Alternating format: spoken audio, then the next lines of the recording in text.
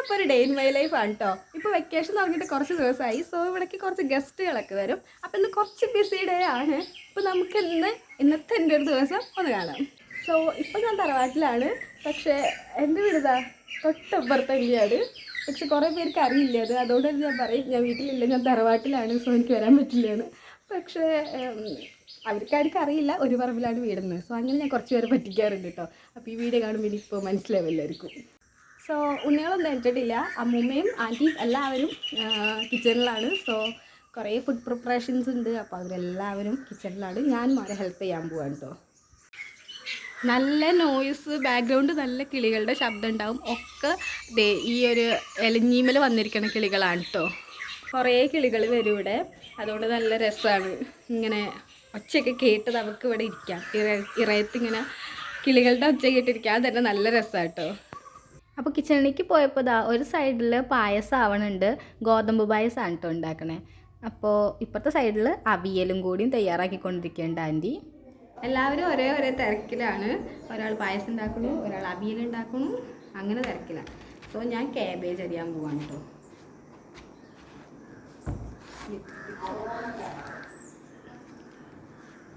ഈ കാബേജ് ഞാൻ തന്നെ കടയിൽ പോയി വാങ്ങിച്ചു തന്നതാണ് കേട്ടോ. ഞാൻ നല്ല പെർഫെക്റ്റ് ഒരെണ്ണം നോക്കി സെലക്ട് ചെയ്തു. കുറച്ച് നേരം എടുത്ത് നോക്കി സെലക്ട് ചെയ്തു വാങ്ങിച്ചുകൊണ്ട് വന്ന കാബേജാണ് ഞാനിപ്പോൾ അരിയാണ്. അപ്പോൾ ഇന്ന് കുറേ ഗസ്റ്റൊന്നും ഇല്ല, കുറച്ച് പേരുള്ളൂ. അമ്മയുടെ ഫ്രണ്ട് വരുന്നുണ്ട്, പിന്നെ ആൻറ്റിയുടെ അച്ഛനും അമ്മയും വരുന്നുണ്ട്, അച്ചാച്ചനും അമ്മാമ്മയും. അമ്മാമ്മ എത്തിയിട്ടുണ്ട്, അച്ചാച്ചൻ രാത്രിയാവും എത്തുമ്പോൾ. അച്ചാച്ചന് വേറെ കുറച്ച് തിരക്കുണ്ട്, അമ്പലത്തിൽ കുറച്ച് പണി ഒക്കെ ആയിട്ട്. 2 കാബേജ് ഞാനത് അരിയട്ടെ, അരിഞ്ഞ് കഴിഞ്ഞിട്ട് കാണാം. സോ ഈ കാബേജ് കരിഞ്ഞ് കഴിഞ്ഞിട്ട് വേണം നമുക്ക് പോയിട്ടൊന്ന് ഫ്രഷ് ആവാൻ. നമുക്കൊരു റീലൊക്കെ ചെയ്യാനുണ്ട്. അപ്പോഴാണ് അമ്മ വന്നിട്ട് കടയിലൊന്നും കൂടി പോകണം, പപ്പടം ഒരു പാക്കറ്റും കൂടി വേണമെന്ന് പറഞ്ഞത്. അപ്പോൾ കാബേജ് ഫുള്ള് ഞാൻ അരിഞ്ഞിട്ടുണ്ട്. നമുക്കത് കിച്ചണിൽ കൊടുക്കാം.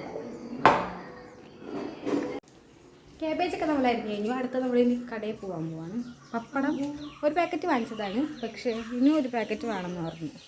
അപ്പോൾ നമ്മൾ രണ്ടാമത് കടയിൽ പോകാൻ കേട്ടോ. സോ നമ്മുടെ റോഡാണ് കേട്ടോ ഇത്. 2 മിനിറ്റ് മതി കടയ്ക്ക് നടന്നു പോവുകയാണെങ്കിൽ.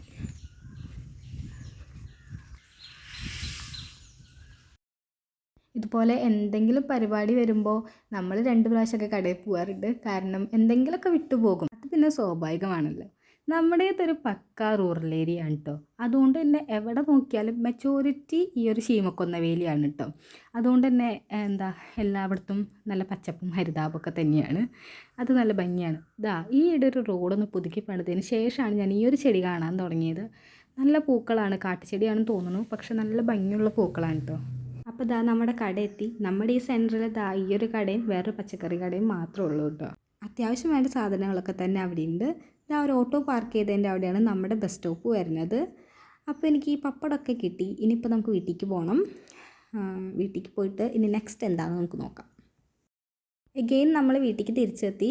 വീട്ടിലേക്ക് എത്തിയപ്പോഴാണ് ഞാൻ കണ്ടത് എൻ്റെ ഒരു ചെടിയിൽ പൂവുണ്ടായിട്ടുണ്ട്. സോ ഇത് ഞാൻ പുതിയതായിട്ട് നഴ്സറിയിൽ നിന്ന് വാങ്ങിച്ചതായിരുന്നു. വാങ്ങിച്ചപ്പോൾ വലിയ പൂവായിരുന്നു.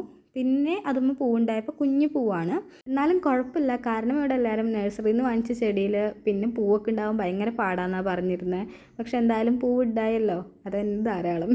ആൻഡ് അത് കണ്ടപ്പോൾ എനിക്ക് സന്തോഷമായി. കാരണം നമ്മൾ വളർത്തുന്ന ചെടിയിൽ പൂവും കായൊക്കെ ഉണ്ടാകുമ്പോൾ അതൊരു വല്ലാത്ത സുഖമാണല്ലോ. എന്നിട്ട് നമുക്ക് പപ്പടം കൊണ്ട് കൊടുക്കാം. പപ്പടം കൊടുത്തിട്ട് വേണം നമുക്ക് ഫ്രഷ് ആയിട്ട് റീലെടുക്കാൻ. അപ്പോൾ വീട്ടിലെത്തിയപ്പോഴാണ് അമ്മയുടെ ഫ്രണ്ട് സീനാൻ്റിയും കുട്ടിയും എത്തിയിട്ടുണ്ട് കേട്ടോ.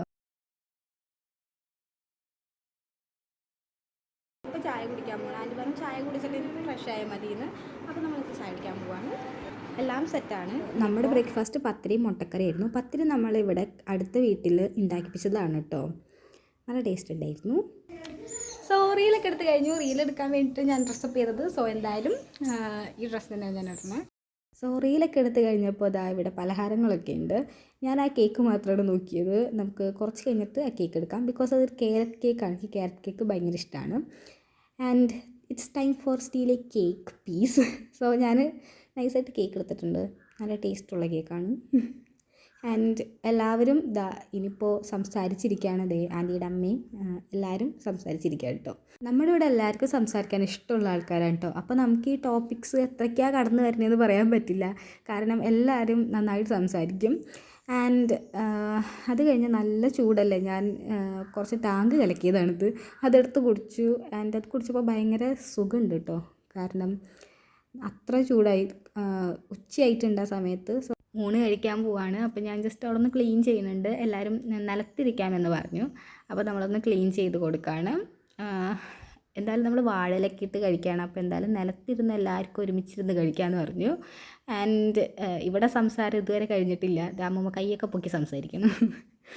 അപ്പോൾ ഇത് നന്നായിട്ട് ഉച്ചയായിട്ടുണ്ട്. അപ്പോൾ ചൂട് നന്നായിട്ട് കൂടി വരുന്നുണ്ട് കേട്ടോ. ഇത് ആദ്യയുടെ കാറ്റസിന് മുല്ലപ്പൂ ചൂടിക്കൊടുക്കുകയാണ്. സോ നല്ല ചൂട് കൂടി വന്നതുകൊണ്ട് ഞാൻ ആ ഡ്രസ്സൊന്ന് പോയി ചേഞ്ച് ആക്കി. അപ്പോൾ തന്നെ കുറച്ച് ആശ്വാസം. ഞാൻ ആ വള എങ്ങും ഊരിയിട്ടില്ല, അത് പച്ച വളയായിരുന്നു, അത് ഊരാൻ കുറച്ച് പാടാണ്, കുറച്ച് ടൈറ്റാണ്. സോ ഞാൻ ബാക്കി തന്ന പോമഗ്രാനറ്റും കൂടി അങ്ങ് കഴിക്കുകയാണ് കേട്ടോ. ആരും കഴിക്കണില്ല, സോ നമ്മൾ വേസ്റ്റ് ചെയ്യണ്ടല്ലോ. ആൻഡ് വെജിറ്റബിൾ സദ്യക്കുള്ള കാര്യങ്ങളൊക്കെ തയ്യാറാക്കി വെച്ചിട്ടുണ്ട്. നോൺ വെജ് ഫുഡ് നമ്മൾ പുറത്താണ് പറഞ്ഞിരിക്കണത്, സോ അത് എത്തിയിട്ടില്ല. അപ്പോൾ അത് വരാൻ വേണ്ടി വെയിറ്റ് ചെയ്തിരിക്കുകയാണ്. ആൻഡ് ആരാദ്യം പോയിട്ട് ആ ഒരു ഡ്രസ്സ് അങ്ങ് മാറിയിട്ടു, കാരണം പട്ടുപാട വന്നിട്ട് ഇരിക്കാനേ പറ്റണില്ല, അത്രയും ചൂടാണ്. ആൻഡ് ഫുഡ് എത്തിയിട്ടുണ്ട്, അപ്പോൾ നമ്മൾ ഫുഡ് കഴിക്കാൻ പോവാണ്. ഞാൻ പ്ലേറ്റിലാട്ടോ കഴിച്ചത്. ചിക്കൻ ബിരിയാണി ആയിരുന്നു കേട്ടോ. അപ്പോഴാണ് അൺഫോർച്ചുനേറ്റ്ലി സീനാൻറ്റിയുടെ ഫ്രണ്ടിൻ്റെ അനിയത്തി മരിച്ചു എന്ന് പറഞ്ഞത്. സോ നമ്മൾ അങ്ങോട്ട് കൊണ്ടാക്കാൻ പോവാണ് ആൻറ്റീനെ. ആൻഡ് സീനാൻറ്റിനെ മാത്രമേ നമ്മൾ കൊണ്ടാക്കണുള്ളൂ. സീനാൻറ്റിൻ്റെ ഉണ്ണീൻ്റെ അടുത്ത് പോകണ്ടെന്ന് പറഞ്ഞിട്ടുണ്ട്, കുറച്ച് കഴിഞ്ഞിട്ട് കൊണ്ടാക്കി തരാമെന്ന് പറഞ്ഞിട്ടുണ്ട്. ആൻഡ് അപ്പോൾ സീനാൻറ്റിൻ്റെ കൂടെ കുറച്ച് നേരം കൂടി ടൈം സ്പെൻഡ് ചെയ്യാമെന്ന് വിചാരിച്ചതാണ്. പക്ഷേ അൺഫോർച്ചുനേറ്റ്ലി നമുക്കൊരു മരിപ്പ് വന്ന കാരണം സീനാൻറ്റി അങ്ങോട്ട് പോവുകയാണ്.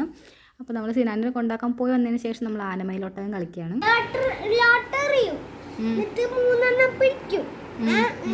എടുത്തിട്ട് തുറന്നോക്കും. 3 സേമിച്ചായാലേ നമ്മ ഇങ്ങനെ അടിക്കണം. അതിനനുസരിച്ചുള്ള നമ്പർ വരും.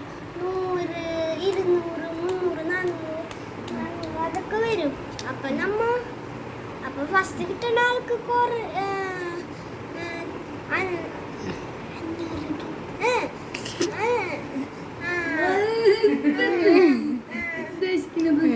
ഇതൊക്കെ കഴിഞ്ഞ് വൈകിട്ടായപ്പോഴേക്കും എനിക്കത് ജസ്റ്റ് വയ്യാണ്ടായി. അപ്പോൾ നമ്മൾ ഹോസ്പിറ്റലിലേക്ക് പോയി. ആൻഡ് ഇതായിരുന്നു എൻ്റെ ഒരു day. And thank you for watching guys.